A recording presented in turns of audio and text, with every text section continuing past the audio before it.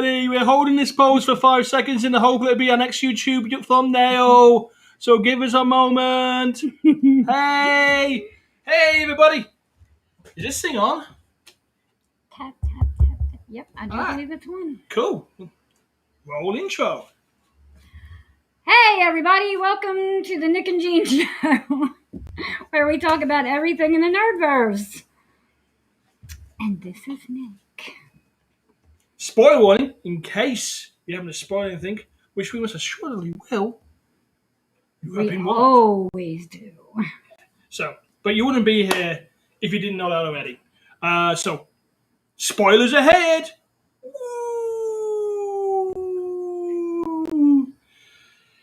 Hey, and I'd like to say welcome our tens of viewers tonight. Literally tens of viewers in this hot, balmy Essex evening here on our kitchen counter here in Maryland. Yeah, we apologize for the scantily clad look today, but I am showing more male cleavage, you know. I'm going to take it down a button. I'm going to go Tom Selleck. I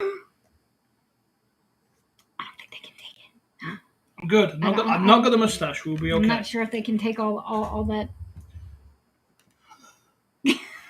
Anyhow, we're here in deepest, darkest Essex, Maryland. The time is 8 hot and humid. It is hot.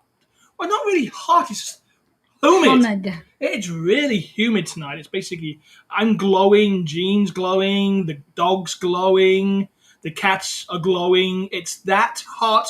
We are basically perspiring like crazy. You can see my nice, shiny, large Davis enhanced forehead here. Yeah, we're not glowing from like highlighter or great skin. It's from all the sweat. It is bloody hot. So bloody hot. It is bloody hot, but it's 8 p.m. Eastern. It is a Monday evening, and we are here to talk stuff, basically. All kinds of stuff. All kinds of stuff. I'm just going to quickly tell them where they can find us, and we'll basically get on with the show, shall we? Sounds good to me. Hey, everybody. You can watch us on our live stream on our YouTube channel at altworldtube.com, or you can watch us at Altworld Studios on our Facebook page at facebook.com/altworldstudios. That's ALT World Studios. Or you can find us on Twitch by typing in the Nick and Jean Show in the search button. You really could give me the URL for that, at some point, so I can actually say what it is. For what? For Twitch? Yeah. Oh. Don't do it now, because that's me to Twitch. You almost broke us. Oh, no, I'm not going to Twitch, but if you're on Twitch, you can find us under Alt World Talk. There we go. You can find us at Alt World Talk. I've been trying to find the Nick and Jean Show. I've probably been going, why can't I find you anywhere? Yeah, I think Alt World Studio was taken. Oh, damn it. Sorry. Anyhow, as a reminder, the audio after this show will be uploaded to your favorite podcast channel, so be sure to search for the Nick and Jean Show on that. And you can watch this recording anytime on our YouTube or Facebook page. The YouTube channel basically being altworldtube.com, and our Facebook page being facebook.com/altworldstudios. Also, wait, there's more. There's more. You can follow us on Facebook at facebook.com/altworldstudios, on Twitter at twitter.com/altworldstudio. Forget the S. And also on our Instagram channel, instagram.com/altworldstudios. That was a lot of verbiage. Give me a second and we'll carry on. It's a lot of verbiage. There's a lot of URLs. A lot of URLs. But tonight, we're talking about a lot of stuff. We're going to be talking about Loki. We are. We're going to be talking about the Bad Batch. We are. We're going to be talking about Masters of the Universe. And we're going to be talking about Masters of the Universe, or basically as it's known as MOTU. We're going to be talking about that last. It's going to take probably a big segment to the end part of our show. So we're going to save that to last. It's going to be almost as big as the Loki stuff. And deservedly so, because actually it was a real good show. I thought it was. But I enjoyed it too. I think we should talk about more of that later. Or I'll go off into my rant early and I'll go off half cocked, and that'd be bad. Bad, I say. Bad.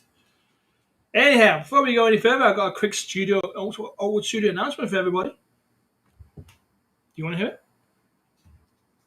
Let's hear it. Let's hear this show. On August 14th, we are going to be at Collectors Corner Bel Air for Free Comic Book Day. That's Free Comic Book Day at Collectors Corner Bel Air, Maryland. The event will kick off at 9 a.m. and there will be free comics, dollar boxes, discount sales, and also I think they're having a cosplay competition as well for basically 12 and under, and Yeah, then they 12 always have a upwards. cosplay contest for the kids. Which I think is basically even like a store card or something, which is really cool. Mm-hmm. And also, basically, Ruben, right in the middle of it, probably on a very small table, probably next to the bathroom. I think that's where the store manager wants to put me. And you'll find Altwood Studios there, big old banner. We're going to be bringing our Night Guardian books. We're going to bring some real cool prints directly to you, and much more fun stuff. So come out on August 14th. Be there at 9 a.m. to support your local comic book shop. That's your local comic book shop, the LCS. Also support your local comic book creators. That's basically us. That's right. So this is all happening. And pick up some free comics. Pick up some free comics. Well, pick it up from me. My comics won't be free, but there will be a ton of free comic books there. Yes, I think Collector's Corner is allowing 5 per customer, so you can get a good range of stories here. This is, as I said last week, this is a great time for you to basically take a risk on a title you wouldn't normally pick up. Yeah. So take a look at some of the other titles that are out there. There's also going to be Marvel and DC. Going to put Batman's going to be out because Batman's always out there. Mm-hmm. There's going to be a Justice League and probably an Avengers comic book as well. But there's some other titles from other publishers. Go take a look at them. Go check them out. I guarantee you they're going to be worth your time. I might even put some free comics books out from us. Yeah, I know. I'm looking at our stock, and I think I can put some comic books out. Well, guys, you heard it. Better show up. Get your free copy. Free copy of a Teddy Bear Tales comic book, which I guarantee you will surprise you. It's not flights and tights, and it's not what you think it is. Trust me, it's not. Mm-hmm. Anyhow, it's been a week, hasn't it? It has been a week. So, we got to our first segment of the show, which is, what did you do this week? Oh, well, we had a couple more studio things. Oh, hang on. I do apologize. Jean's got a studio thing. My apologies. No, you do. About Awakenings. Awakenings? Yeah. What am I going to talk about Awakenings for? Have I missed something? Yeah. What? You were working on Awakenings this week. Yeah, that's my stuff. I was going to talk about my stuff I was doing this week. Oh, okay. All right.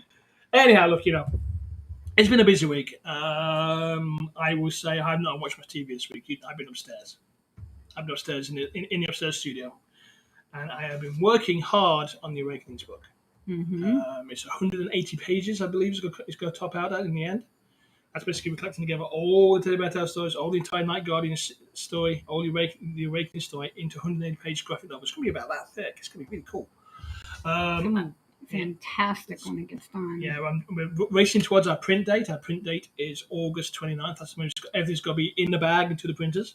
Mm-hmm. So basically, I spent much this week and pretty much majority this weekend, if you guys have been following on Twitter, basically lettering and laying out the book. Still gonna go to the editor yet, but basically that's a night's work at most. So it's pretty much half the book is done. The book is done, but half the final chapter is done. Yay. We only have 30 pages left. So basically, Veronica Smith, who is the book's artist, has 30 pages to color and send to me in the next couple of weeks. Oof. Yeah, I know. But, at that point, her bit's ended, and the artists do a lot of heavy lifting in these comic books. You should treat your artists good, by the way. But hopefully in the next week or so, I'm going to be seeing a lot more work. I'm going to be lettering this up, and it's going to be a rush towards this August 29th date. It's going to get kind of crazy when we get close to that, because we're bringing out 2 books. I think we're bringing it out as a comic book for the final chapter for the people that basically have been buying the books by book. Mm-hmm. And we're also bringing out the collective book, which is the full Night Guardians book, which we've talked about, which is going to be like a 6x9. You've seen the graphic novels in Target, right? Like the Captain Underpants and the Ant books, that sort of thing. It's going to be like that. Oh, that's going to look gorgeous. And you've seen the artwork for the cover, and it's going to look. I think it's going to look beautiful. I think it's going to be one of the best books we've ever done. And if you are a member of our Patreon, or if you join our Patreon, I'm going to be posting a little sneak peek for our Patreon members. And later this week, I'll be posting another little peek for the public. But our Patreon subscribers will get an early special peek. Yeah, so all 5 of you are on our Patreon. Please go check it out. Also, because I'm not actually basically been watching TV, I've basically been glued to a monitor screen in one shape or the other. It's killing me, I tell you. My job involves me basically working on the internet, and then basically I come home and do book layout. It's like, oh, my eyes are not getting rest. I'm gonna be like bifocal glasses by the end of all this one, I think. And that's why you should join our Patreon, because for as little as $1 a month, you too can help feed a starving nerd creator. Well, who's gradually losing his eyesight. Yeah. Anyhow, so I think I think we might just make the deadline. I'm very confident that we're gonna make it, and I think it's gonna look fantastic.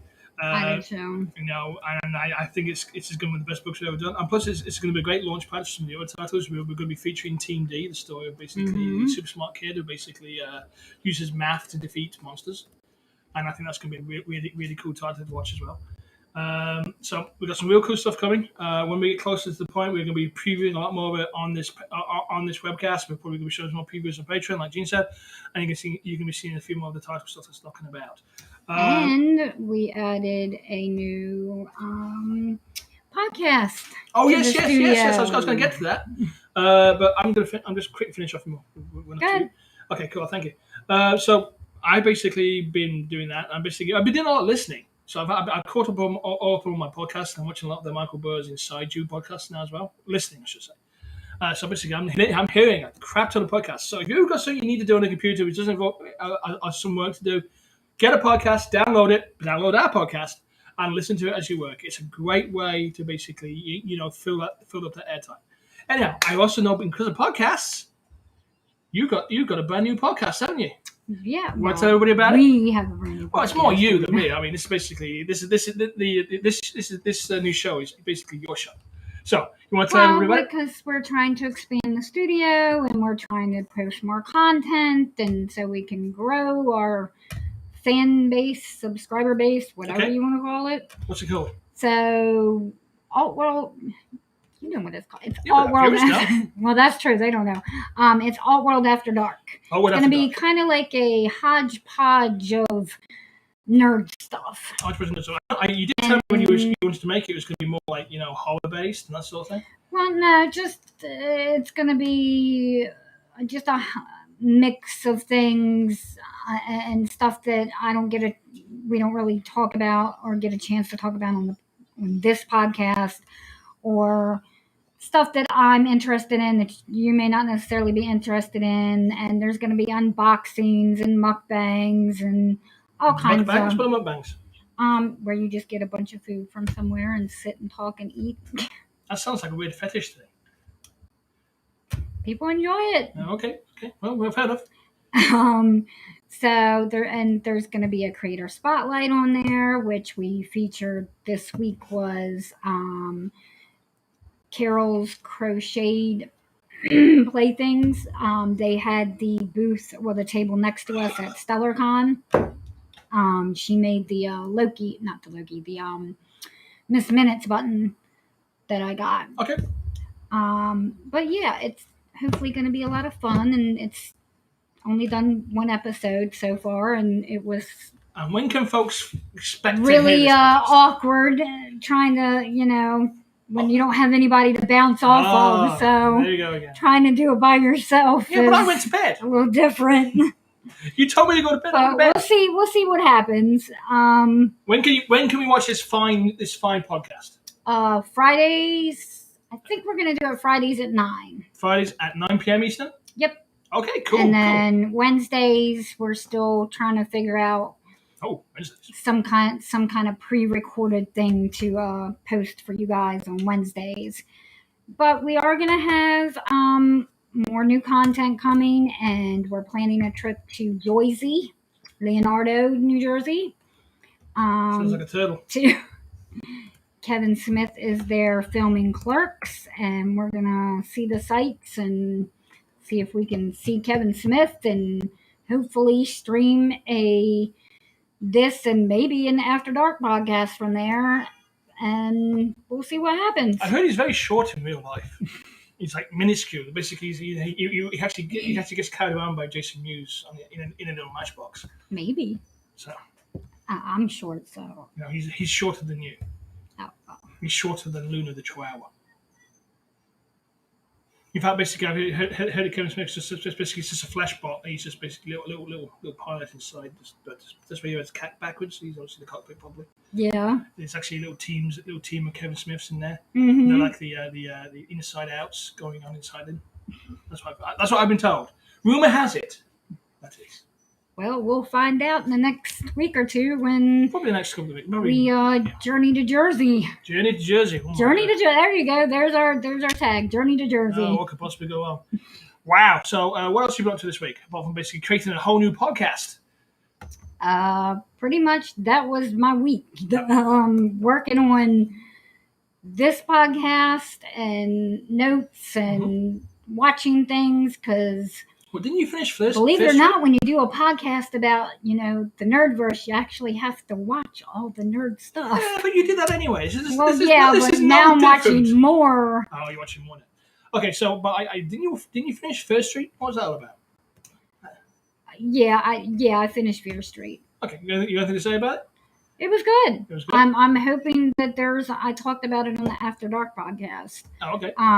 It was really good. I enjoyed it, and they left it open at the end that there's we could get another installments of it. So it was left open ended. Okay, that's pretty cool. That's pretty cool. I mean, I did read the news article, and I actually basically talked about it in last week's show. That basically the director is looking to basically establish a horrorverse, and this Fear Street was basically like a blueprint for it. Yeah, well, it's based on the R.L. Stine Fear Street books. Okay, that means nothing to me. But... So, popular young adult. I was going to say, are they young adults? Sounds like a young adult series. Yeah, so young adult horror series. Young adult, when it used to be not be young adult, and people just call it popular fiction back in my day.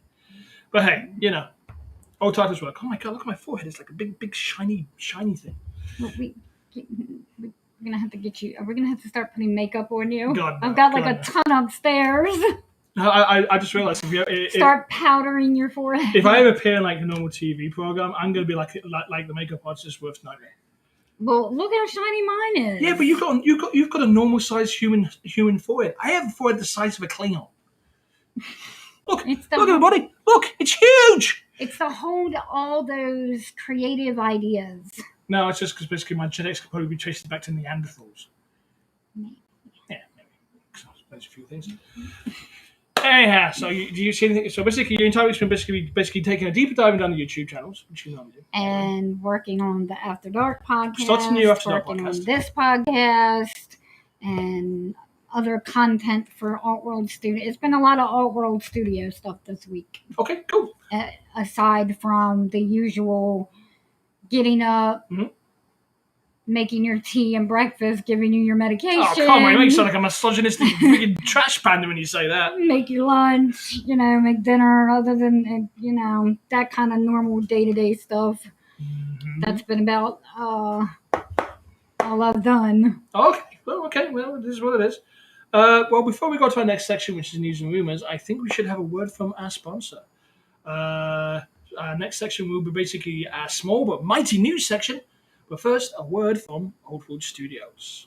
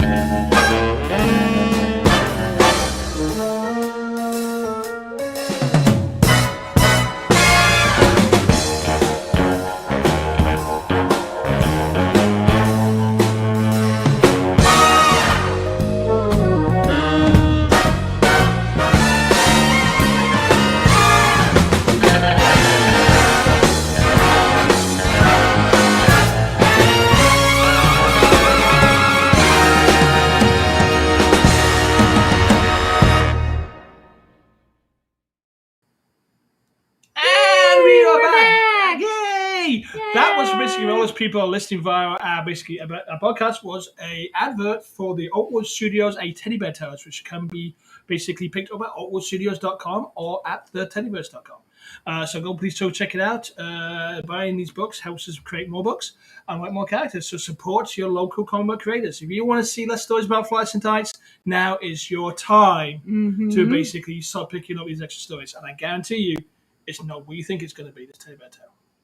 Anyhow, we are in the news and rumors section. And Jean is basically resident news hound, and basically takes a huge dive into the YouTube verse and basically pulls out some news when she comes back up again. So, You really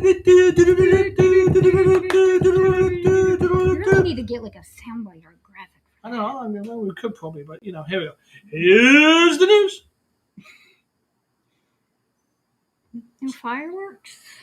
No, my fingers are getting very, very, very crampy. Okay, thank you. Oh well, first up, I have one here. Season 2 of Ted Lasso's up. I know it dropped on Friday. To watch it. I need to start watching it. I need a TV. I need the TV hug. I need the TV to come out and hug me. So yes. Yeah. So yes, I know it's dropped, and I'm already one episode behind. So it's like Mythic Crest all over again. Yeah, we need to watch it. I hear this season's just as good as the first one. Cool. Because the second bite of apple may not always be as sweet as the first. This is true. Now again, this is news and rumors, guys. News and rumors. So don't take this all with a grain of salt and take it as you will. It's rumored that Disney Plus, the premium access, is going to be done after Jungle Book. I doubt they're going to do this.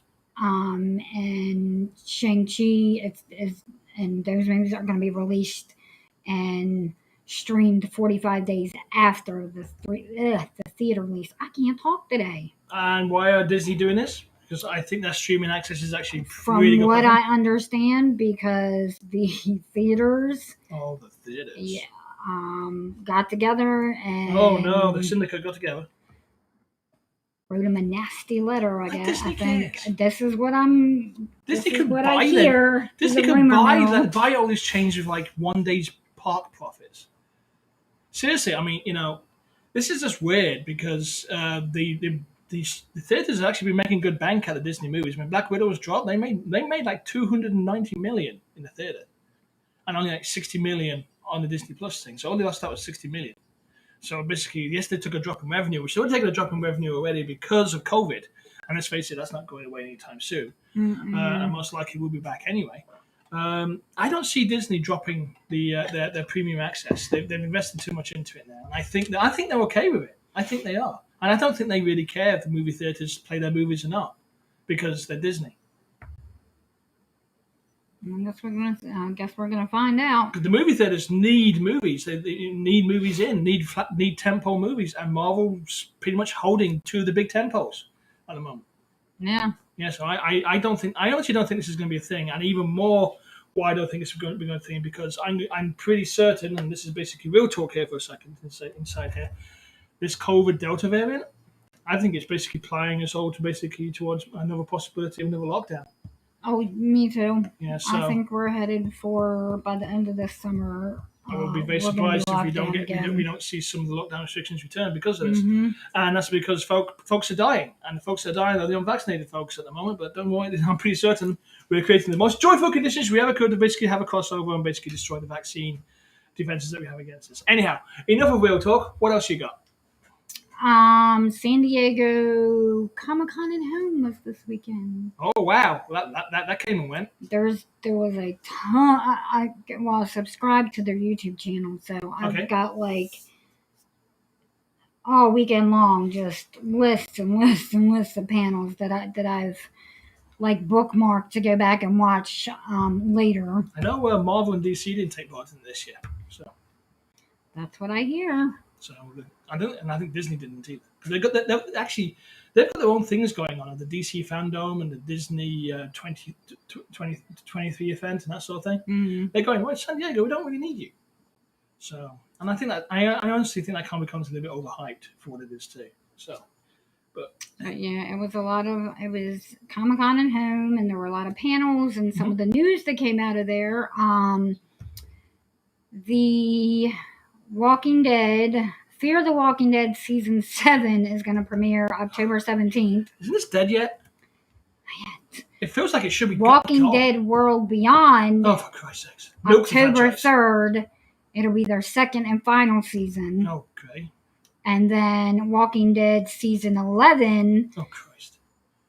20 more episodes, but they'll be in like there'll be like 3 parts and like 2 8-episode parts. This is basically a show that's been going on too long. It really has. Who's watching it now? Apparently, there's people watching it. When's the last time you watched Walking Dead?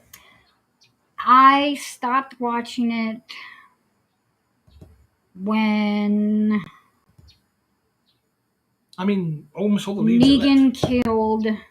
When they first met Negan and he killed... That's like 5 years ago. Yeah, that's when I stopped watching. Wow. Honestly, true. And because there were other stuff on that I was a little bit more invested in, and kind of my feeling lost so much track of it that it was like, shit, I'm so far behind now. What's the point, right? Yeah. Oh, the interesting about Walking Dead, I've always said about Walking Dead series, I'll catch up with it eventually. I know you will. But the interesting about Walking Dead, I always said Walking Dead, is you don't actually have to watch Walking Dead as a series. All you got to do is watch the first episode, the mid-season finale, and the end episode. Obviously, and that pretty much tells you everything you need to know. Everything goes in between is then basically being sweaty and surrounded by zombies. I'm gonna try that this week if I get a chance. It's a theory, and I guarantee you, you won't miss a damn thing, because it's basically usually it's lots of meaningful sweaty stuff, and then we go psycho on somebody. That's pretty much every episode, and that's it. That's really about it. But this entire Walking Dead premise is feeling very long in the tooth now.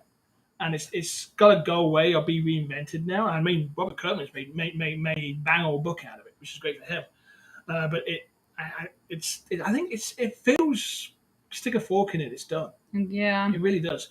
Walking Dead, Fear the Walking Dead, Walking Dead reboot, Walking Dead. The school children go for a walk, and the Walking Dead. I mean, it's well, tried. With the entertainment industry, they're gonna milk. But I do want to know one thing about Walking Dead. Who's mowing the lawns? The zombies, duh. There's a zombie lawn mowing company out there. There is. A bunch of enterprising folk probably gathered up some lawnmowers and tied the zombies to the lawnmowers. I used to put a little pole and a little fishing pole with some meat hanging off of it. Yeah. And they'll just... I think that's fantastic. Actually, you know what? I'm pretty certain that our lawnmower service uses the same sort of thing.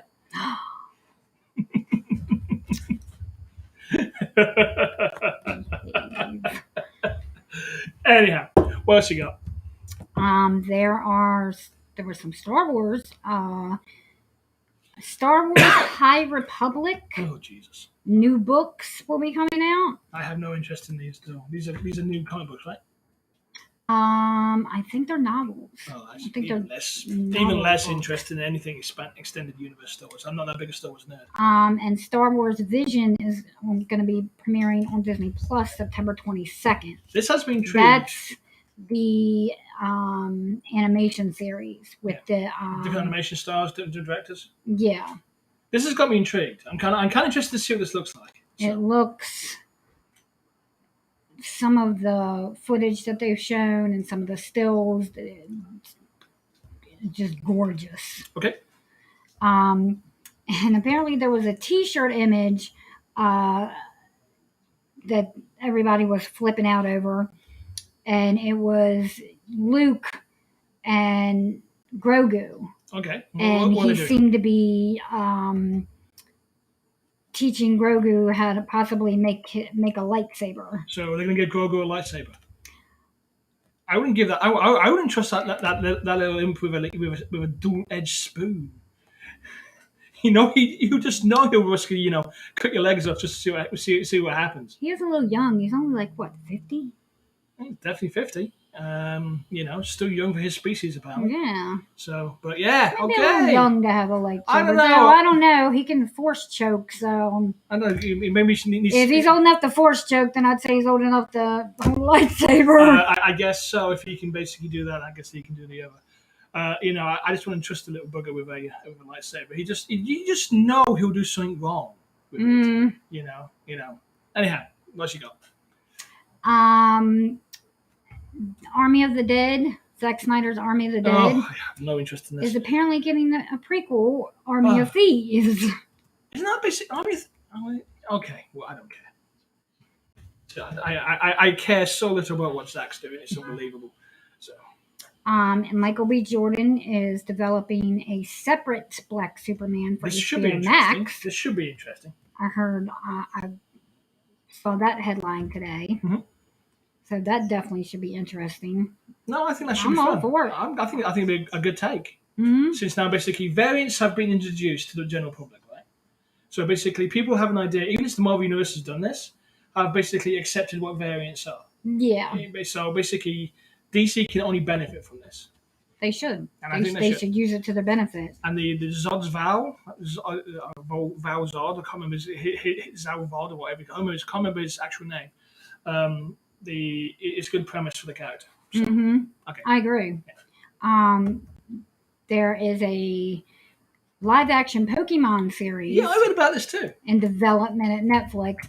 I think they should go for this. I enjoyed the hell out of Detective Pikachu. It's possible we could get it. It could just fall flat on its ass in the middle of development. You know what? That happens all the time. Yeah, but they pushed Jupiter's Legacy at us. So true. If they thought that was a good idea, then basically I think this Pokemon's a lock-in. I think it's a damn good idea. I enjoyed the heck out of Detective Pikachu, even though I know Ryan Reynolds won't be in it. I still enjoyed the heck out of it. Yeah, so did I. I really, it was cute. It was cute, good fun. And it actually worked as well. So the technology's already there. They've done this already. They have the models. So I think this is a good idea. Expensive. Well, they can do it. They hemorrhage money. So what else you got? I saw today that as it always goes. Okay. We got a clue about one of the characters coming in the Doctor Strange movie. Somebody saw a shadow. Rentra. What? A magical. Holy crap! They pulled that out of their ass. Magical alien minotaur. Fuck, that's Jack Kirby. That's a fucking full-on crazy Ditko shit there. And an actress by the name of Jennifer Molina as Gargantos, which, if you're familiar with the comics, you know is an octopus that's deep in the ocean and connected to Atlantis. Ooh. So could we be seeing Namor in Doctor Strange? Maybe. Could we be seeing Atlantis? Maybe. They may introduce it before basically we get to Wakanda Forever. So we'll see. We'll see what happens. Okay, what you got? I'm sorry. I just want to go. What? When you said Wakanda Forever, I just want to go Wakanda Forever. I could think it was Chapman Thursday. I'm going Wakanda Forever. I can't. I'm sorry, guys. I can't help but not do it. It's the sign of respect. It's perfectly okay. My fellow nerds understand. Yes. We got a trailer for Dune. Yes, I saw this twice. I watched it twice. Once on the small screen. I think it looks good. We see a lot more of the actors, which is all good. Mm-hmm. I'm still not convinced this is going to be like a reboot of the David Lynch version, with more saturated colors. And I've been reading a lot of stuff online about this. I don't know if they're going to better pull it off. Dune is a complicated story, and it's long ass and it's kind of boring. That's the truth.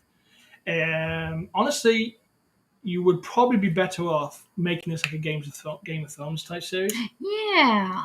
As long as you basically get rid of all the weird things when he turns into a worm himself. Spoilers! It would work better that way. There's so much crammed in these books that they can only skim across it a little bit. So I'm okay with it. I'm looking forward to it. I think you might be right, though. Yeah. About making it into instead of a movie, like Game of Thrones type. There is so much that goes on in these books. It's unbelievable. But I think this is basically a little. Who knows? Maybe if the movie's successful. I don't know. I think HBO is kind of like got gun shy of basically making long verse series. After basically, I don't know. They have HBO Max and been doing. Yes and no, but basically, Game of Thrones really made them kind of shy of long form series.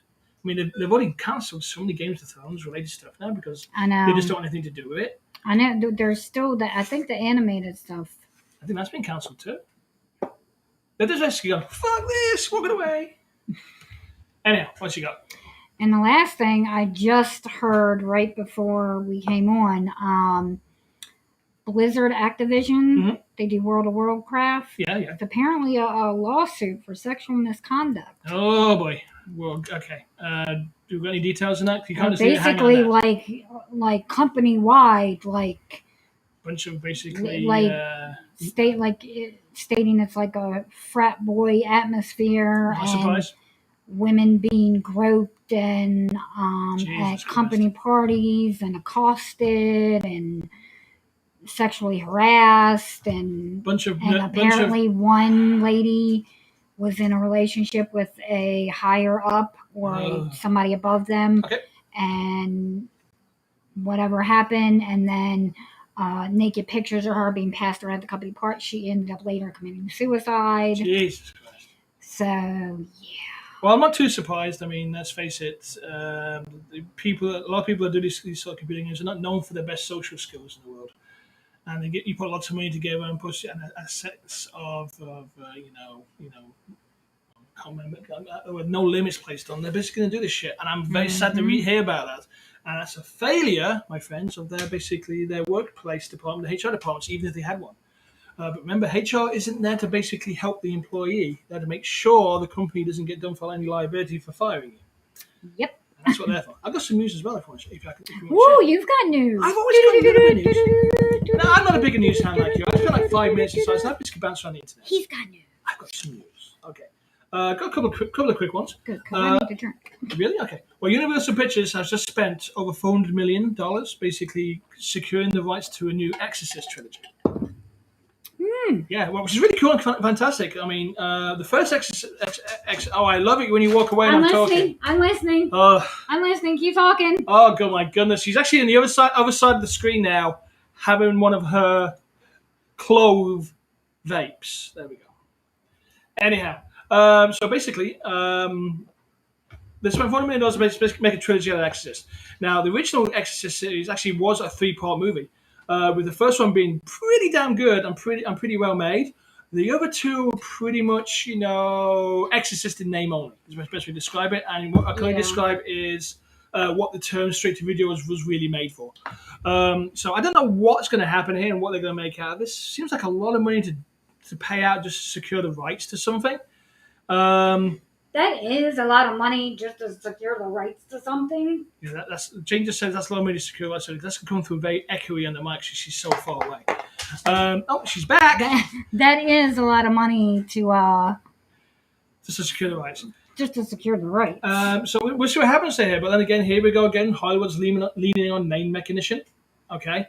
So if Hollywood didn't have Flights and Tights, and they're basically now getting fairly stale IP they already own, there'll be no movies coming out of Hollywood at all.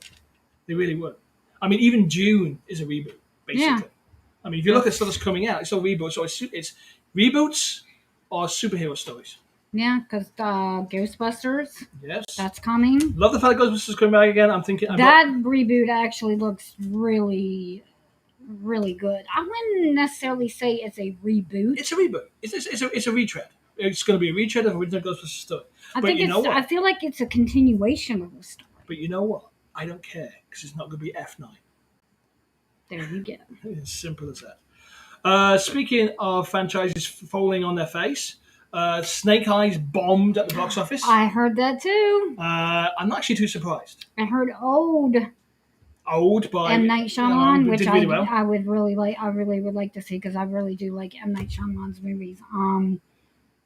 I heard Old did really well. I heard it did. Which you think would be the way around, right? Because Snake Eyes is the blockbuster, and Old is basically getting that Shyamalan. Basically, he has a fan base, but he did hurt his fan base a lot in a couple of his movies because they weren't that good.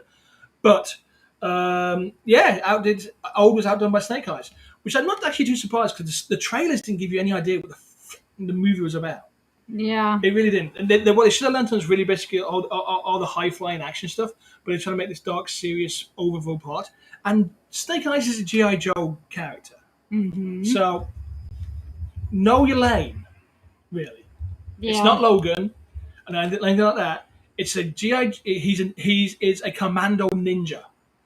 Know your lane, play in your lane, and you get the audience to come to it. So GI Joe is in a lot of trouble here because who are they going to call now? You can't call the Joes because their movies keep failing. I mean, the one with Rock was pretty good fun, but it wasn't connected to any of the other movies. No. The first one was like, what the hell did we just watch? Which basically, it's a 90-minute toy catalog. And the sad part is they would rather gamble money on his known names, on recognizable IP, rather than take a chance and spend a little less money and spend less money on something original that might not, maybe it won't make money, but who knows, maybe it will. Give me $90 million studio, I'm going to bring you a whole new franchise. But if it loses money, it's better than spending $400 million on the rights to Exorcist. Yeah. And you could have spent that's $400 million. That's a couple movies. $100,000 or $1 million to do this other indie movie, and maybe made a couple $1 million off of it. I guarantee if they split that point into $50 million and give it to each one, $50 million to each director, they would got 8 original and probably movies that probably make more money than this Exorcist will do. Anyhow, and we went back to 2014. Remember when basically the Tale Tales was optioned down in Hollywood, and basically we had an agent going around the studios and basically pitching the story, and we almost got it in at Sony and Fox, but they balked at the last minute. And you know why they balked? And basically walked away. Jurassic Park was rebooted. So my movie with my character was killed by Jurassic Park. Goddamn dinosaurs. And basically, movies went, oh, that Jurassic Park, that's like a 20-year-old IP. That made us make some money. What have we got in the vote? Well, we don't have to spend extra money on. And all the money dried up for pitching. It was terrible. Anyhow, moving on. Leah Thompson. Remember Leah Thompson? Yep. Okay. Yes, she actually went to Marvel Studios and pitched a Howard the Duck movie. And they liked it. Ooh. That's all I found out so far. So stay tuned. Ooh. If you ever remember the Howard the Duck movie, it actually was a pretty terrible movie. But it had some interesting fun highlights. But the movie was pretty bad. But now the technology... but I loved it when it came out. It was... At the time. I wonder if they'll have Seth Green do his voice. Who knows? Because he did his voice for the Marvel movies. Maybe we'll see. But I thought it was interesting. I saw that come out. It was just basically like Leah Thompson going to Marvel Studios, and she came out of Marvel Studios saying, "Hey, I just pitched Howard the Duck, and they actually liked it. So make of that what you will. Maybe we might see a What If. Maybe we might see Howard the Duck series. Funnily enough, Howard the Duck is actually part of the Defenders, which is actually one of Stephen Strange's super teams. Yeah, you know that, right? There you do. So there you go. The more you know. The more you know. And finally, I got a little side article. Okay. Kind of connected to the news. I also read an article today. Basically, I can't remember the source. I think it was Hollywood Reporter. Where basically they were talking about basically the Black Widow movie showed everybody they killed the wrong Avenger in Endgame. I think this is kind of poignant because we talked about this when we talked about the Black Widow movie, and I said it's a shame we didn't get to see more of Natasha, how she is in the Black Widow movie in the other movies. We saw more of it in. I love it when you walk away in a mid-sentence. Give me some warning, please. Leave me hanging here. You can keep talking. I can't because I'm talking to you. You just walk off. It's but the people listening don't know that. Back. They can see us on camera. Well, yeah, but the people listening don't know that. Hey, everybody. Just so you all know, the second I go on, I just talked to my son and talking about Black Widow. She just walked away from me. I had to close the back door. She just walked away. Can eat up by mosquitoes. Yeah. Did you put any off on? No, I forgot. Oh, that's on you then. So anyhow, always forget. We talked about Black Widow last time. So how basically it showed us that basically Natasha as Natasha and all her skill set, which we see in Civil War and we see in Winter Soldier to a large degree, right? Yeah. And it's making people going, well, why the fuck is Hawkeye still alive? Because she's a better character. Well, who's to say she's dead? She's dead. Now with the multiverse. Well, she's dead. She's dead apart from... Well, she's dead beyond cameos. Yeah. So, but I just want to share that because, that's interesting to read and something that tied into something that we talked about. Mm-hmm. We get to see... let's see what the Hawkeye TV show does to basically elevate the Hawkeye character.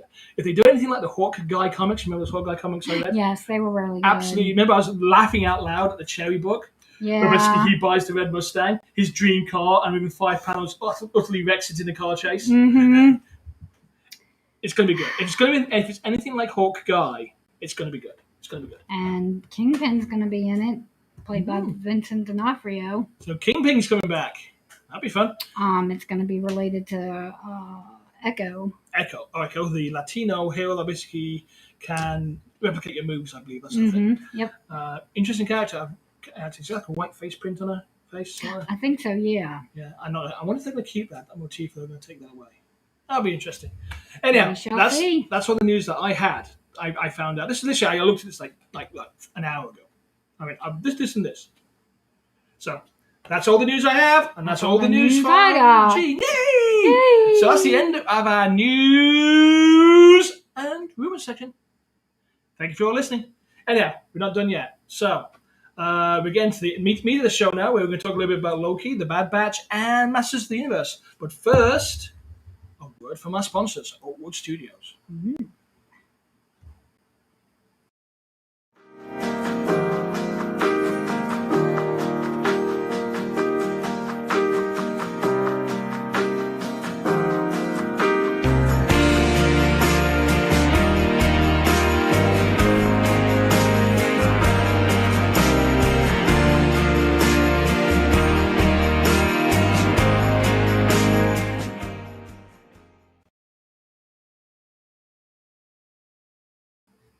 And we're back. Hey everybody, and that was an advert from our sponsor, Oakwood Studios. You can find all their fine and wonderful Teddy Bear Tale books and Nightgown books up at oakwoodstudios.com. Go check it out, go buy a book, help support the show, and more importantly, help support an indie comic book creator. These are books that will surprise you. If you're looking for something a little bit different from Flights and Tights, go check out oakwoodstudios.com. Thank you very much. Whew. Anyhow, I'm going to quickly run down basically where you can find us. This is the Oakwood Studios podcast, the Nick and Gene Show. You can find us on the YouTube page at oakwoodtube.com, at Facebook, where we're broadcasting live at facebook.com/oakwoodstudios, and on our Twitch channel if you search for Oakwood Studios on Twitch. That's where you can find us, where we're broadcasting live. This podcast will also be available as audio on your favorite podcast channel. Just basically search it out on that. And you can watch the videos at any time on Oakwood Studios YouTube channel at oakwoodtube.com or on our Facebook page at facebook.com/oakwoodstudios. That's a lot of mouthful. It is a mouthful to get out. We're gonna have to record you later this week, and that way we can just plop it on there and you don't have to spit it out anymore. You can spit it out one more time, and that'll be the last time you ever have to repeat it. You know what's going to happen if you put a microphone in front of me and say these words? I'm not going to be able to say these words. But you basically just keep the screen there, and I'm basically not looking at the microphone. I'm not looking at the words. I can say them fine. But no, I can't. I just can't seem to do that. When you put words in, I go. Yeah, I think that's most people. Anyhow, we're going to talk a little bit about Loki now. I know you've got some more stuff about Loki that you found out. So do you want to share? You want to hit Bad Batch first? And then we'll do Loki and Motu, because Loki and Motu, we got a lot more to talk about. You got a lot to talk about? Okay, because I'm not really got really much to talk about Loki.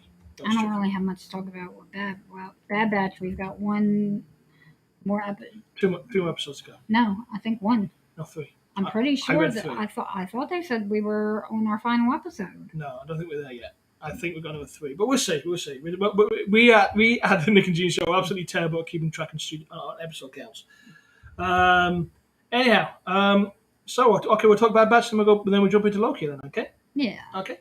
Let's move on to the Bad Batch, Star Wars' CGI animated show featuring Clone Force 99. And while you're talking, I'm gonna go because I have a nifty little computer right here that I can look up stuff. Oh, you're going to look up stuff. Well, basically, I'm talking about a Bad Batch. Okay. Yeah, I'm looking up Bad Batch episodes. See how many episodes there are. Okay, well, you let me know that when I get to this segment, okay?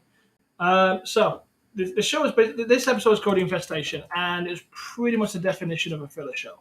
What I mean by filler shows is basically nothing really happens that basically advances the plot, and it can be slotted into any time in the show and make no real difference to basically the show running.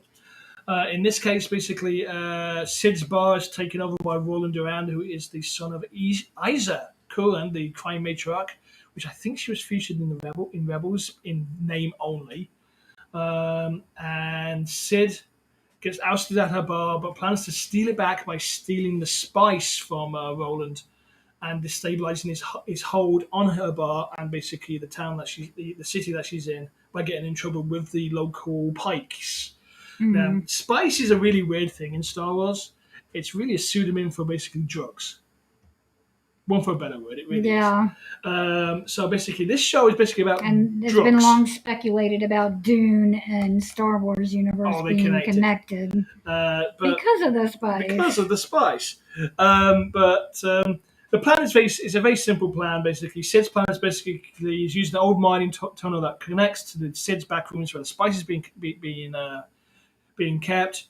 And they basically go down into she leads the Bad Batch down into the mines. And they go basically into these old mining carts, which they have to hand pump to get there because in old good Star Wars fashion, they have to go through a bug infested hive. You know, so whenever they're in a mine in any Star Wars episode, it's like a bug infested. There's bugs there. Well, you got it, you know. Yeah, and these are basically apparently man-eating bugs. I think. I'm not sure. I don't think they seem eat anybody, but they do explode in a huge green goo when you shoot at them or hit them. 16. Told you we've got 3 left.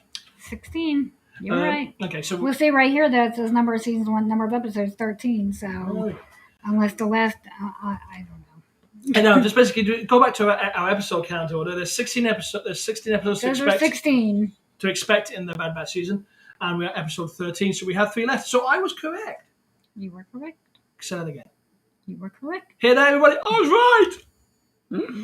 We have it on record now. Yay! Right, we caught and recorded. Anyhow, the Bad Batch steal the spice. Obviously, everything goes really, really well until they basically go back over the hive again, and Wrecker drops the torch, a flashlight. Sorry. Which you knew was going to happen. We knew it was either going to be Wrecker or Omega. I was going to drop a flashlight. I knew it was going to be Wrecker. Yeah, probably Wrecker. Yeah. Yeah, so, you know, the competence of Clone Force 99 is amazing sometimes. Yeah, it's a wonder. It's a wonder they ever were able they get anything done or accomplished, but somehow, some way. Well, they're really just like, they really are basically a smash and grab, not a sneak force, I think. No. Pretty certain that's their MO. They are basically an elite smash and grab / assault squad. They're not really sneaky. No. It doesn't feel like they are. They're just really bad at it. And so basically, the bugs wake up. Some of Roland's men basically chase after him in other mine carts. There's a big fight. Spice drops out of the carts, falls into the big hive pit. The Bad Batch escape, get to their ship, and basically blah, blah, blah, blah. They get to the ship, and they decide they're going to leave the planet because basically cut the losses and run. The Pikes turn up and basically take Omega and Roland hostage. And say they will only release them if they get the spice or the money. And the Bad Batch were going to survive them, but Sid stops and says they're going to get the spice. The Bad Batch go up to where the mine is. They collect the spice because all the bugs are now asleep. But they start waking up again in the final batch. But in this case, Tech has made a light bomb, makes a light bomb, scares them all away. And you do. And they get back to the hangar. They basically exchange the spice for Roland and Omega, but the Pikes decide they need to make an example to basically, you know, because they're drug dealers, and they basically cut one of the horns off Roland. And that's pretty much the episode ends. Sid gets her bar back, status quo reset. It's a filler. I don't have much to say about it. I can't say anything bad about it because it's a kid's show. Yeah. And it's written at that level. It really is written at that level. The Bad Batch is definitely written at that level. It's okay. It was okay. It was fine. It was 23 minutes of okay.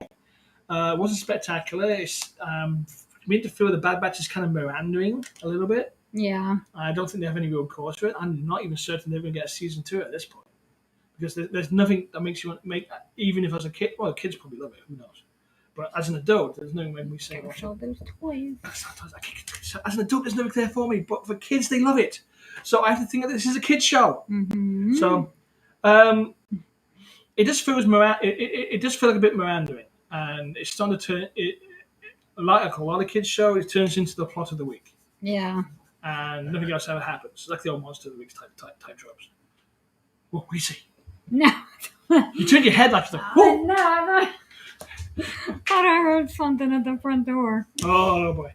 Okay, so that's basically my thought about Bad Batch. You watched it with me. Do you have any thoughts about it? No, I felt about the same. My opinion was about the same. I mean, it's always fun to watch. You're never, I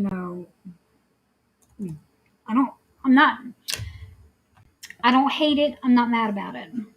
I'm kind of ambivalent about it, honestly. I mean, and I've got to be fair. I mean, if I missed an episode, I wouldn't be like, oh my God, I gotta get rid of it. But, a good sit down Friday evening, flip it on 22 minutes. 22 minutes while we eat dinner or something. It's a nice short little thing to watch. Yeah, I know. I'm just thinking if this, I'm not sure if we're going to cover it if this comes around again, that's all. Because I don't think it really needs us covering it. No. I mean, covering it as far as how it ties into the Star Wars universe, maybe. No, I'm just not going to watch it. Because it is what it is. I mean, it's fun, but it's kind of like, if I wasn't doing it for this show, I wouldn't be watching it. I know that much. I probably would have watched the first couple of episodes just because I was curious to see what it looked like. But then I walk away going, this is not really written for me. No. I mean, some of the Mando episodes are the same way. Where like, this is not really written for me. It definitely is written for a lower age group. Well, we got the Book of Boba Fett coming, and I think that's a little more up our alley. We shall see. We shall see. Star Wars is primarily a space fantasy that's written for basically teenagers. True. We shall see. Anyhow, with that being said, the Bad Batch. That's my quick run on Bad Batch. Time is now top of the hour. So it is the top of the hour. It is the top of the hour. So do you want to talk a little bit about Loki?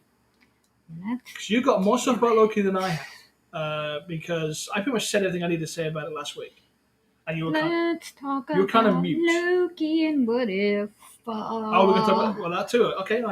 Because Loki's connected to the what if. And well, in the way they basically just created the multiverse. Yeah, well, yeah. I mean, Loki just created the multiverse. Okay, well, like I said, WandaVision basically showed us what, suggested the multiverse. Loki created the multiverse, and what if it's going to explain and show us what the multiverse is. And I'm really excited for it. Anyhow, so we're here to talk about Loki. So what you got for Loki? Well, we know we're getting a season 2, obviously. Oh yeah, that was rubber stamped. So. And I talked about it a little bit on After Dark. Okay. Well, for those who have not obviously watched After Dark or listened to it, go watch After Dark. You can check it out. It's up on our YouTube channel and our Twitch channel and our Facebook channel. And you can download it on your favorite podcast channel. Just search for Alt World After Dark. It's on all your listening devices and streaming services. We're everywhere. Okay.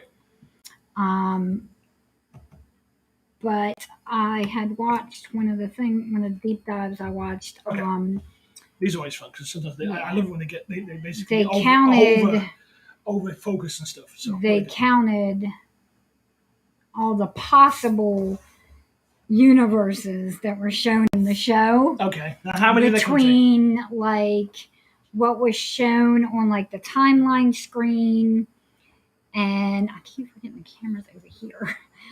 What was shown on the timeline screen, objects that were in the void, and the episodes. I think they came up with like 11,000 plus. Oh, and this is also counting all at the end episode, the timelines we saw branching out around the asteroid. Okay. So altogether, like 11,000 plus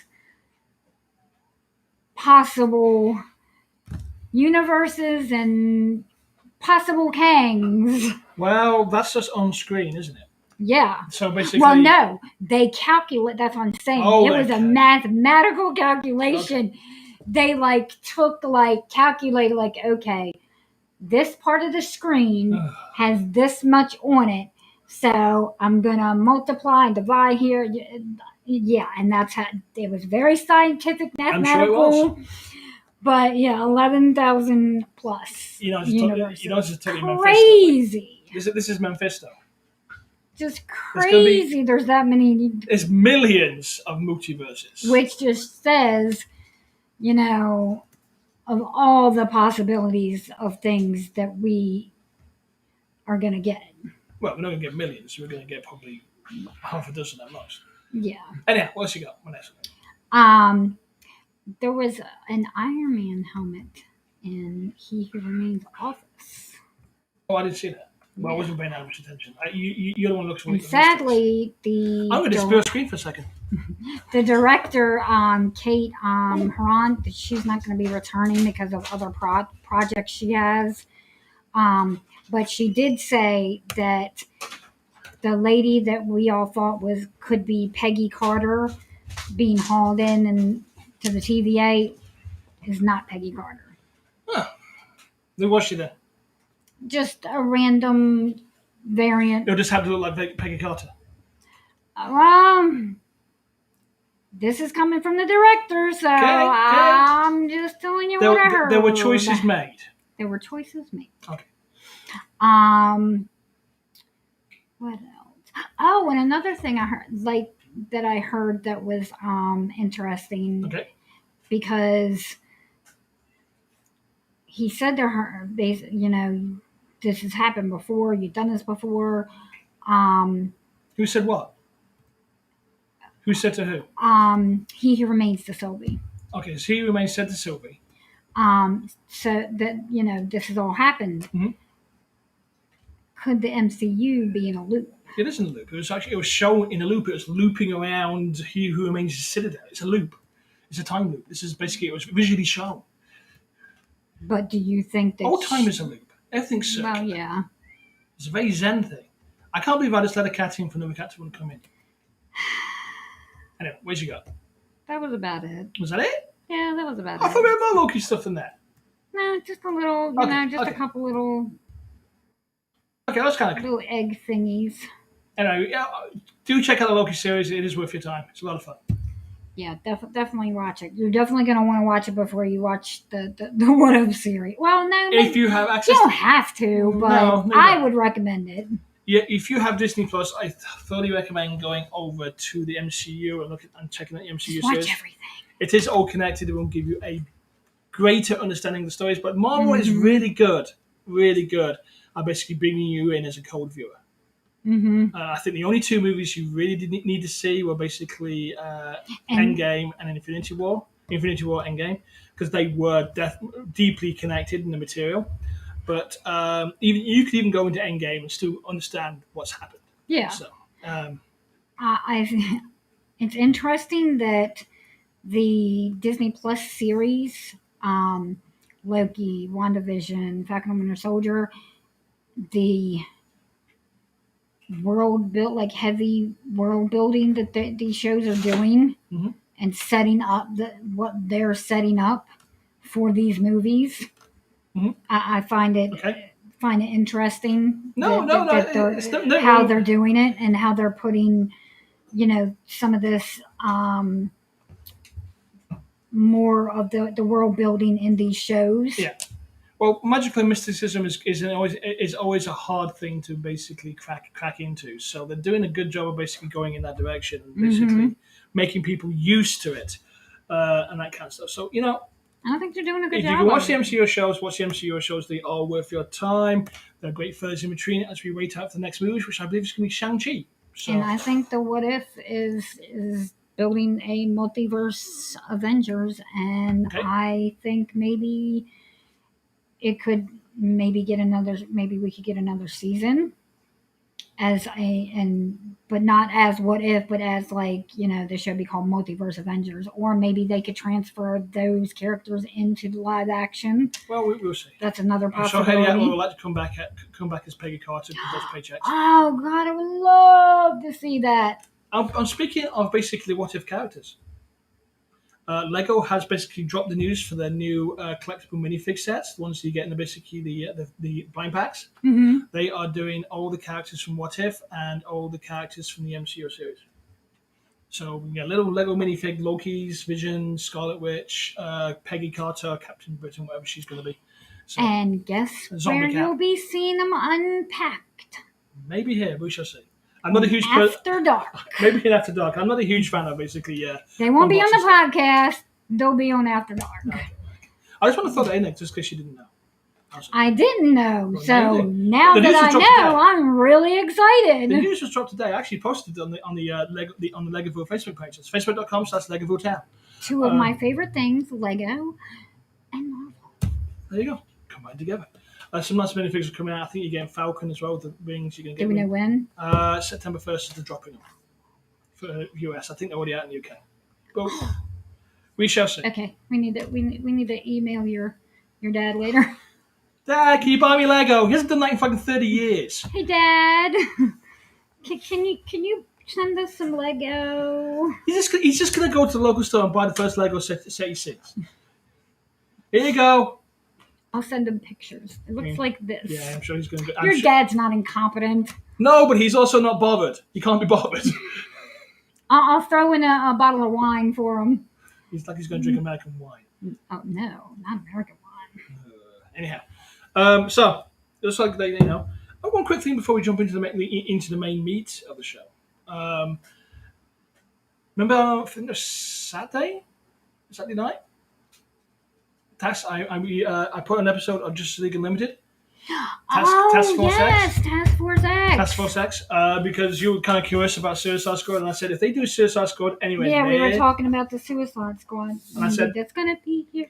So I said here's a Justice League Unlimited episode that actually has Task Force X in it, which is basically the Suicide Squad, and it has like a very 70s spy thriller type music in it. Mm-hmm.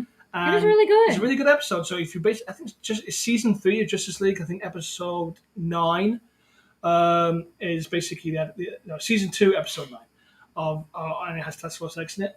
Mm-hmm. Watch it, guys. You will be blown away. It was really good. So if you can find it, watch it. It's on HBO Max, and I do recommend it. And it's really good. It's really well done. Anyhow, I just thought a quick segue there before we basically get to the meat of the show. Are you excited for Suicide Squad? I am. I'm more excited about Suicide Squad. 2 weeks. I'm more excited about Suicide Squad now than I was about the original Suicide Squad movie because it looks like it's been done right. Mm-hmm. Even if we didn't know who the hell these people were, James Gunn has managed to basically make you want to watch the movie because it looks like it's going to be fun. And he did the same thing with Guardians of the Galaxy. Nobody knew who the hell the Guardians of the Galaxy were, except for Marvel people like me. Mm-hmm. Even you weren't too aware who they were. But he made the movie look fun to watch, right? With the music by tracks and cuts. And Suicide Squad looks like it's going to hit the same sort of beats. And I think if he does it in this way, we're going to see him come back for Suicide Squad 2. And this could be his jam. It pretty much could be his jam. I'm okay with that. I'm okay with him jumping between the two. I mean, he said Guardians 3 is his last Guardians. He's the man that walks both worlds. That's perfectly fine. You know what? He gets comic books. He does. He gets the joy of them. He gets the serious stories, but there's also parts of joy. Mm-hmm. And in this case, I think this is a shot in the arm that DC needs. And I hope it makes all the money in the universe so DC can stop being so fucking emo about their heroes. Did that just come out of my mouth? Maybe it did. You know, I have sworn 5 times in this show. Yeah. We could lose a PG rating. I think you'll add 2 fucks and 3 shits. Oh, I just blown that. Both. Oh well. Anyhow, next segment is we're going to be talking about Masters of the Universe. So before we jump there, we're going to have a quick word from our sponsors at Oakwood Studios.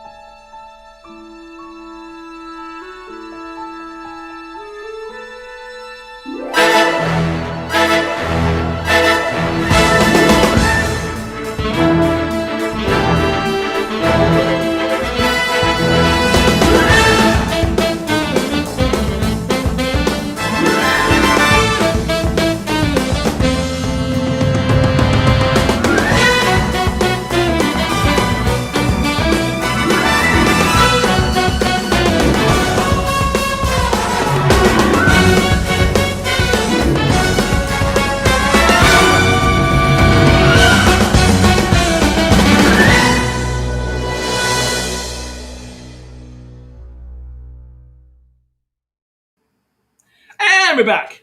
Hey everybody, that was an advert for Mr. Button One Shot, the story of a teddy bear who's out to take extreme prejudice against the monsters under the bed. You can check out his story at mrbutton.rocks. You can also preview the story there and actually buy copies. Please support your local comic book creator by picking these up. These are not Flights type stories. These are stories about teddy bears who defend you against the monsters under the bed, or in case of Mr. Button, maybe defend you, depending how much money you have. So go check them out. You will be surprised about the stories. Support your local book comic creator. Thank you very much for your time. Check all the stories out at thenightguardians.com, altwoodstudios.com, or Mr. Button Rocks. Thank you very much. Whew. And now, on to the show. On to the show! Wow. We've come to Masters of the Universe. This could get complicated, because we both have some interesting opinions about some of the stuff that's been happening. Yeah? Just a little. Just a little. And spoiler warning! If you haven't watched Masters of the Universe Revelations yet, then you're going to want to stop and go watch it and come back and listen to the rest of this later. Maybe later, but I think you've probably watched Masters of the Universe, so you would not be listening to our show, because you should know by now we are spoiling the heck out of everything. We are walking spoilers. That's what we are. We really are. Totally everything. We just can't keep our mouth shut. We're like, just can't. And there was something really clever in my head there, but I was going to say, but it just completely escaped me. It just spills out. It didn't even spill out. It just dribbled out, and I couldn't get it out of my mouth. People are watching closely on the podcast, and if they just zoom into my ear, they probably saw it take leap out my ear and go, "We're getting the heck away from him!" So, anyhow, yeah. So, Masters of the Universe, or MOTU, or however you want to call it.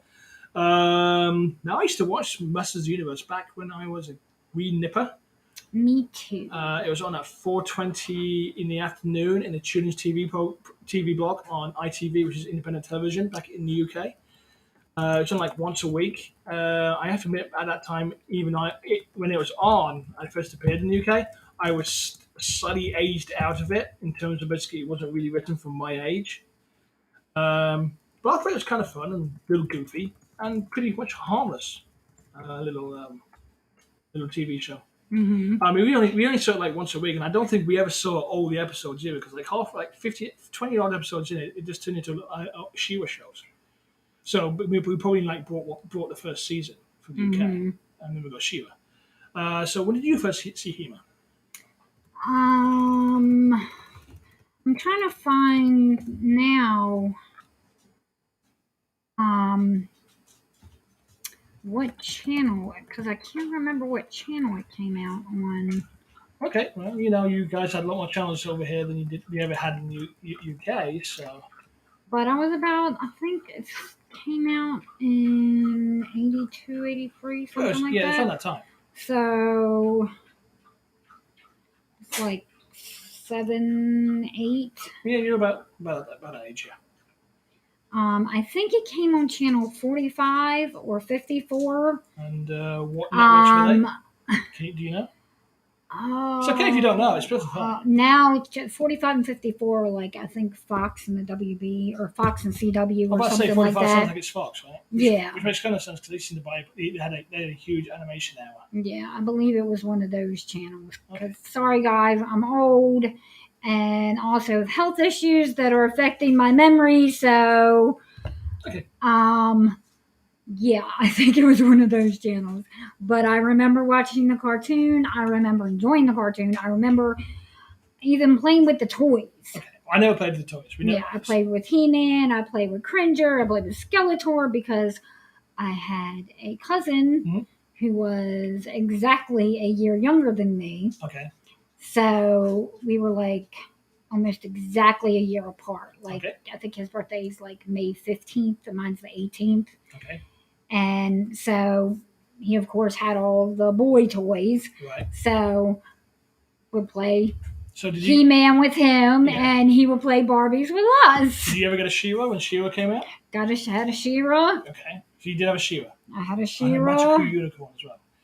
Yeah. She was never allowed to basically hit any of the villains. She had like accidentally knock them into things or something like that. because apparently girls can't punch, which I know is a complete lie in my life. But yeah, I was gonna say not when we were playing, and my cousin can tell you girls do hit, and girls also kick. Yeah, so I am with heels. I'm very aware of these things. I also because I also once watched my daughter lay out your stepson. So yeah, I once sent my poor cousin to the doctor. My aunt gave me a real workover about because we're kids. Yeah. I had on one of my aunt's heels, and we were fighting and just stomped right on them with the. Yeah, and I got in real trouble for that. I got my ass was red. Yeah, ass was red. And they're like, you can't do that. And you could injure him, and and I'm a kid. I'm a girl. I don't know. You wanted to hurt him. Well, I knew it would hurt, but I didn't, as a child, like a 7-8-year-old child, you don't know the kind of damage it could do. That's you don't think about that as a child. Like, if I, kick my cousin, he's not going to be able to have kids someday. You don't think about that. You knew where to kick boys. You just think, he's pissed me off. I'm going to kick him in the balls because I know it's going to hurt. Yeah, there we go. You see? You heard it here first, guys. So don't piss her off. She'll try to kick you in the balls. Anyhow, before we really dive into Motu and some of the thoughts and feelings we have basically about it, I drew Orko this weekend, right? Oh, guys, if you have not seen his drawing of Orko, you got to go check it out.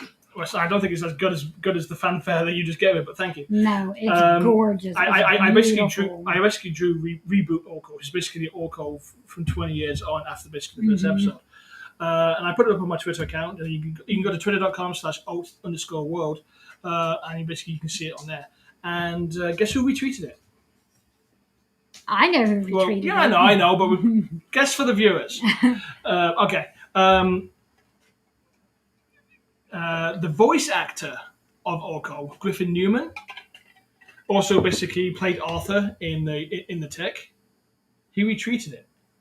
I know. I thought that was pretty cool. That is very cool. I mean, You got approval from Orko himself. Orko himself, the guy who voiced the heart of Orko in this show and brought Orko to a whole new audience and a whole new level. Basically, made you care about Orko. Now, I would go on record and tell you, I always thought Orko was just really goofy.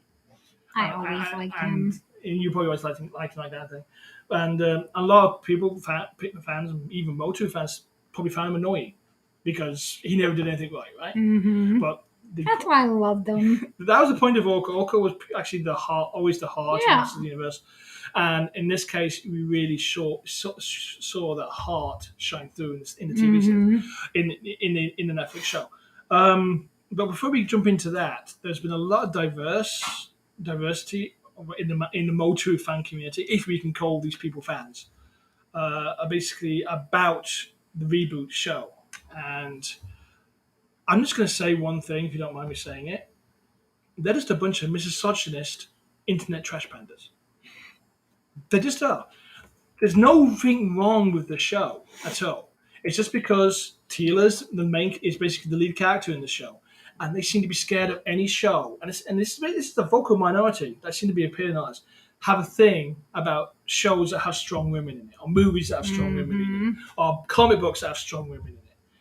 So it just gets to me, and it's annoying. And because the storytelling in this was really good, beautifully done. The animation's a nice homage towards the 80s show, but updated and cleaner. And it's still got that quirkiness to it. It's still quirky, but not quite not basically repeat cell animation quirky that Ham and Barbara did to us, or Filmation, I should say.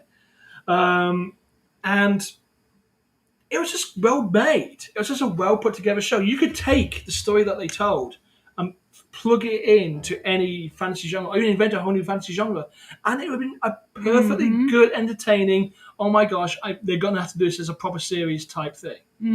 So basically, we had a bunch of freaking misogynist internet trash pandas, and yes, I've said it twice now, coming in and going, "Oh, women scare us. Oh, No He-Man in the show, even though He-Man appears in every single episode. He is in 8 episodes, and Tila is in 6. Okay, so it's like, what the? Just get over yourselves. And there's not even a Tila figure in the first, which seems in the series 1 of figures. Which seems a whole miscalculation to me because she kicks ass. It got to me, and I just want to say it because this show was so well written for what it was. It's a PG level entertainment, so basically it's a kids show. And they brought in some real dramatic moments, and made a really good show out of this. So a bunch of internet trash pandas just got online, not even without seeing the show, and started to trash it because Tila is like the lead, and I don't know what to do when there's a woman leading things. It makes me feel funny in my stomach. That's what's going on. Anyhow. Well, as it was put, the fandom menace saying that Smith lied about He-Man. He didn't lie. But Smith said that Tila doesn't have a girlfriend, and that she's as present as she's always been in the series, but it's literally all about He-Man. Yeah, but they go on a quest to bring He-Man back.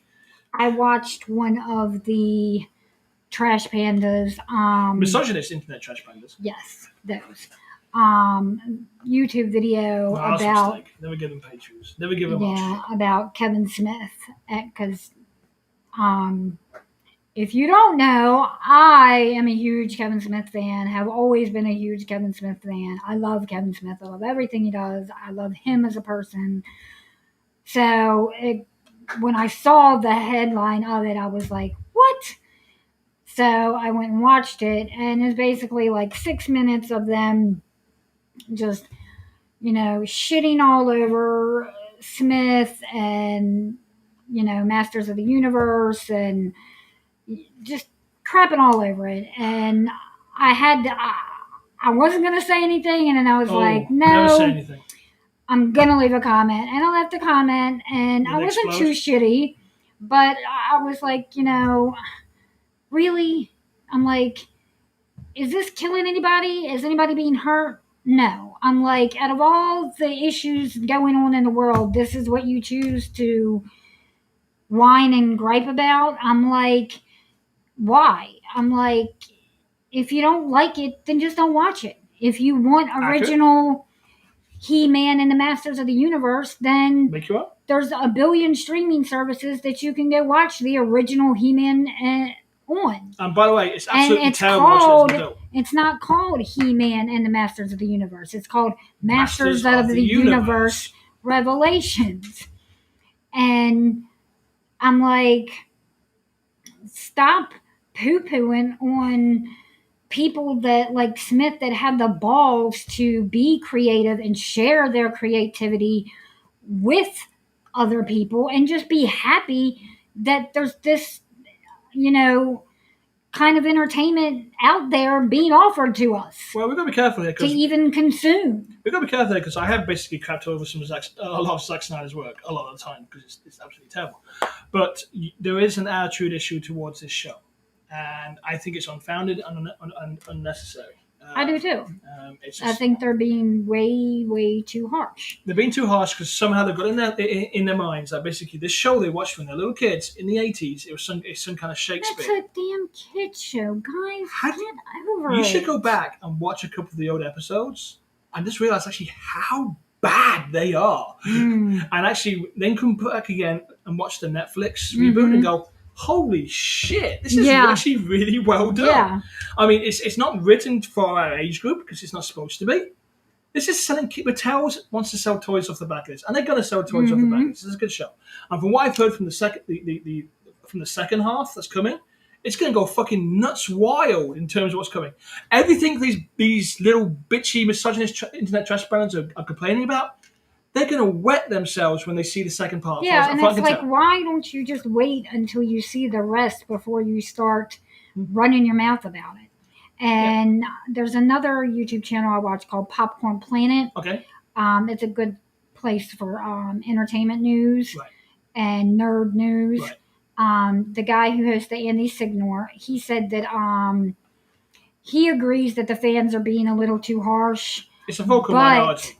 He said that maybe Smith, what Kevin should have done, is not engaged them yet, just Kevin Smith and just waited it out and let the whole series come out and let it speak for itself. Then engage, but he should have waited to engage. And I kind of think he's probably right. He probably should, but I also can understand this is Kevin Smith's baby. He's been working on it, and somebody starts trying to poo-poo on it. You want to defend it. One thing I've learned, you're a huge fan of Kevin Smith. One thing I've learned about Kevin Smith is basically he's always accessible to people, to fans. Yeah, and they say he's a shill and he's a sellout. And well, sometimes I think some of his stuff is overly shilled, like that. His entire Fat Man Beyond that he did basically about Zack Snyder's Justice League was kind of like really a little bit too overblown.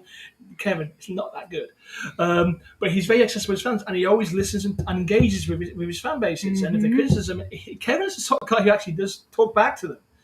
I mean, yes, he does. I've interacted with him. There's a very good chance if you interact with Kevin Smith via social media, he will actually answer you. Yeah. And I remember that time basically he retweeted and liked. We went to AwesomeCon, and after AwesomeCon, I was tweeting about how great it was, and this first time I got to see him live, and he was tweeting back and liking my tweets, and oh my God, I thought I was gonna die. He interacts with the fans, so basically this sort of thing coming from Kevin.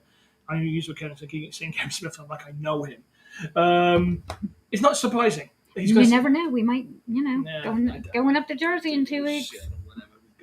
We have to find him first. He's a very small guy and be looking down, breaking my neck. Maybe we should bring him a box to stand on. Anyhow, look. He's just our guy that's replied to this criticism. Maybe he should have left it alone, but he's not going to. And I think it's one of the reasons Netflix brought him in on all the shows, which was actually a surprise pick in the first place, is because they wanted somebody who's basically very vocal and self-promoting about the show. And he's a huge nerd. He's a huge nerd. So, yeah, he's valid in his views. Maybe he shouldn't engage him as much, and maybe I think Netflix has probably told him to step away and go, don't worry about it now, because they're going to say what they're going to say. Mm-hmm. We know what the viewing figures are. We know what the real ratings are. We don't cancel shows on Rotten Tomato reviews because we don't. It's a good show, and it's solidly done, and it's solidly written, and it has a solid theme. It's actually really well done. It's got there are some things that happen in this show that shocked the hell out of us. Mm-hmm. From the very, very beginning. Yes, I laughed. I cried. Yes, Prince Adam dies in the first episode. But he goes out like you want him to go. He goes out the hero. Mm-hmm. And yes, there's a possibility that he gets killed. He got killed again in the fifth episode. But it plays on who Prince Adam is. He is the consummate hero. Mm-hmm. This is what it is. This is the heroic sacrifice, guys. This is the power play. This is what Superman does. This is what Cap does. He's the guy. Prince Adam's the guy who will jump on the grenade to save his squad. And now we're gonna find out what happens finally. And Skeletor gets the sword. He's got the sword. That's what I'm saying. He's turned into find out what happened. He's turned into Skelegod. Yeah, we finally going to get to see it. So I try to think about how we're going to talk about the show, and I thought about doing a recap, but I don't think we should bother because people are going to watch the show and they already know it's going to be fresh in their mind, and it's 90 minutes worth of TV basically. They're going to put this together as a movie. Mm-hmm. And it would have been perfect. I like how they did it in episodes. I mean, it's episodic, which is kind of cool. But really, they could have just jammed this in. They could have said, "Do you want to watch this as a movie or as episodes?" And they could have just jammed together like that, and it'd been perfectly fine. Mm-hmm. It's really. I can't really say anything really bad and negative about it. I've been. Go ahead. Trust me, I've been trying to find something negative and bad to say about the show, and all I can say about it is, it's a kids' show, and. The only real negative thing I can say about it is you can tell who the voice actors are and you can tell who the actors are. Okay? And that's it. That's really the worst thing I can say about it. Some of the voices are not as strong as other voices in the show. And it does have a very star-studded cast. They've got Liam Cunningham as the Man-at-Arms. You'll know him from Game of Thrones. He was Davos. Lena Headey, another Game of Thrones alumni, is Eva Lynn. Who has a very good arc in the show. Mm-hmm. Yes. I really, really like Lena Headey in this. But Eva Lynn is a very interesting character in herself. Any of her lore basically leans I'm towards really her. digging Eva Lynn's story. Yes, she works for Skeletor, but she doesn't. She has her reasons why. So. And Skeletor, who's Mark Hamill. Mm-hmm. And then He-Man Prince Adam is Chris Wood. Who is the star? You know him from? He was on Supergirl, and he was also on The Vampire Diaries. And he's also married to Supergirl. And he was on Supergirl as... I can't remember. Okay, I can't remember his character's name because it's been so long since I've watched Supergirl. But yeah, Sarah Michelle Gellar was Teela. She was Teela. Stinkor was Jay Muse. Yeah, well, kind of appropriate, really. Triclops was Henry Rollins. Interesting role he had going there. Mm-hmm. But all the voice actors. Oh, and Tiffany Smith was. I think it was Tiffany Smith. Tiffany Smith, that's right. Was Teela's friend. I can't remember her name. Andrea. That's who it is. That's right. Actually, she was actually pulled from one of the comic books. She had like a tiny. It's like 2 panels in the comic books, and they basically because this is what they've done. They've took the illustrated stories, the mini comic books, and the comic book stuff, and the TV and the 80s TV show, and pulled all the good bits out of it and mashed it up into this. And Andrea is from basically is from the comic book. Oh, okay. So, did you know that? Little did you know? No. But you do know. But I really enjoyed it, and I thought it was really well done. I thought the animation was good. I thought the actors were good. I didn't mind the storyline. And I'm excited to see the other half of it and see what happens now that Skeletor's got this sword. And Skeletor's got a sword and has turned into Skelligod. Yeah. But I have an interesting question. Sure, far away. Scareglow. He's the guy. Okay, he was the guy in I can't remember Eternia, Underturnia. I can't remember what they call it. Yeah, Subturnia. Subturnia. Okay. Now the 80s version of Scareglow, he was a former bounty hunter banished from another dimension. Okay. But some say could it be Skeletor's future ghost or some kind of timey-wimey thing, because he says he is, not quite. He says he's not quite. He asks if he's when they first person they think he's Skeletor, and he goes, "Oh, not quite." Yeah. Skeletor is an interesting character, and it just basically from the toy line, they just basically, we need another evil guy. This just basically repaint Skeletor. With Dayglow paint. Basically, pretty much what they did. That's what they did with him. But what I liked about that when we saw him is basically once again Eternia, Underturnia, Subturnia. Thank you. Well, basically with Subturnia, basically Eternia's hell is when they're trying to escape from it, and we see Orko make the big play, and there's hints that I always knew he could do it. Oh, we always knew he could do it, but we see Orko basically, be the powerful trolley and mage that we know he is, and basically focusing his powers to stop Scareglow from basically taking on his friends, and sacrifices himself and basically dies doing this. In fact, there's a couple of lines he actually says are literally taken from None Shall Pass. So I'm thinking Orko is going to come back. I think so too. I think Orko is going to come back in the way Gandalf came back in Lord of the Rings. Me too. More powerful, stronger, more confident than ever before. And I think it's going to be kind of cool. Because it was a really good, really powerful scene where basically he's casting the old barriers to stop Scareglow from getting closer and closer to him. And he's like, he's really putting it online to basically save his friends and thanking them for bringing them along for one last adventure. Even though acknowledging to them that basically he knows he's always been a burden. And it's like, holy fuck. One of the reasons I actually drew him was because of that scene. Because he's like, he's always been seen as the Joker and the Jester and the comic relief. But in this one scene where he's basically protecting everybody from Scareglow was like, holy crap. He just puts it all in line, no hesitation. This is the guy that basically is the joke to them all. And that's why he was always my favorite. Sacrifices himself to save them all, to get them to Preternia. Mm-hmm. Oh my god, he's so many Ternias, it's unbelievable. Mm-hmm. But it was really cool, and I think he's going to come back. So, final thoughts about the show, and we can we can talk about what we think is going to happen next. Now, Skelly God has appeared. So we both agree. We both like the show. Mm-hmm. Okay, good. Like I said, we don't have anything bad to say about it, because I don't. I will admit, when I first heard Kevin Smith was going to write it, I was going, Kevin Smith's writing Masters of the Universe. Are they going to stand still and just talk about dicks? But he's not. He's put together a team that's knocked it out of the park, and it's well done. It's just, guys, just check it out. Just don't fall down the misogynist trash panda holes. Go in, watch the show, and basically, I think you're going to be pleasantly surprised by it. Take it to the lens that basically it's still a kid's show, so basically strange things happen. It makes you go, but why are they all standing still when they could be doing this? Because it's a kid's show. Even I said that, didn't I? Why are they standing still? Oh yeah, crap! It's a kid's show. That's why. So there's a real shocker cliffhanger at the end of this season, and I'm actually not going to spoil the cliffhanger ending because it's really good. You're going to see Man at Arms be Man at Arms, which we rarely saw him do in the '80s cartoon. You're going to see Teela really come in her own here. And there's some hints. They keep trying to, and the funny thing is, they keep trying to tell her who she was, who her destiny is, and she goes, "Not now. I don't care.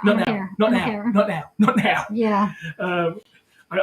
Before. And she's gonna be pissed off and whine about it later. Well, you didn't tell me. Before we face the death dying hordes, I must tell you who you really are. I don't care. Not now. Maybe later. So that's that's always the time when you tell people important stuff. So, I've got some what happened next thoughts here. If you don't mind running through.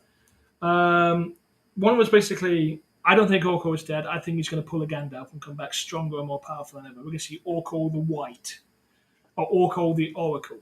There we go. Okay. I think Prince Adam could be dead. But he can only survive now in a He-Man form. He might never be able to come back as a Prince Adam. That's kind of horrifying. That thought kind of crossed my mind too, as well. I mean, we could be completely wrong. If that's what they're gonna do. Because he's been stabbed through the chest, and he can't go to. He can't go back to Pretonia. Pretonia, no. So he may be basically. He gave that up. But Prince Adam's basically the hero that puts things on the line, as Superman and Captain America. Well, basically, I can see him turning into He-Man, even though if he ever turns back, or gets turned back, he would be he'll die. And he's the sort of character he's the sort of hero who will take that power play. Yep. And I think I'm fine with that. Now we have Skelly God back, or God Skeletor back. Does that mean Magic is back in Eternia? So we're going to see the Sorceress become the Sorceress again. That's going to be pretty fun. She's a pretty powerful woman. Mm-hmm.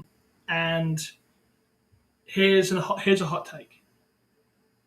Now, it's always been hinted on, and I think in Teela's quest in the original series, we find out who Teela's parents are. Mm-hmm.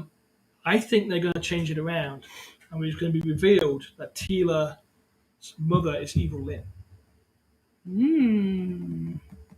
That would be an interesting twist. It would be an interesting twist, right? I'd like to see that. Yeah, and she was like, Evil Lynn. Why not? Yeah, why not? I think it makes some kind of sense. It will explain some of Teela's hot-temperedness.